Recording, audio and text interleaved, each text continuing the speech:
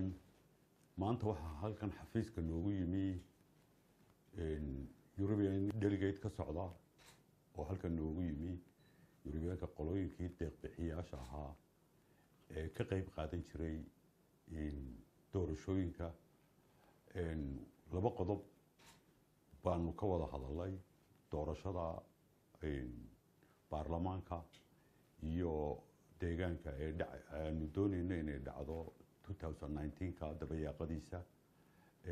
sidii ay waxaanay ka shaqeynayeen sidii ay halkan taaganahay anaguna weydiiyeen inay doorashadii dhacdo tiina waanu uga jawaabnay mowqifkayagii ahaa inay doorashadu aanay dhaafin 2019 kaanu u sheegnay qodob labaadna way nagala hadleen oo ka doorashada dhaafsiisan oo arrimaha geeska iyo isbedelada ka dhacay dalalka jaarka xiriirada aanu leenahay sida Djibouti oo walaalaheena Ethiopia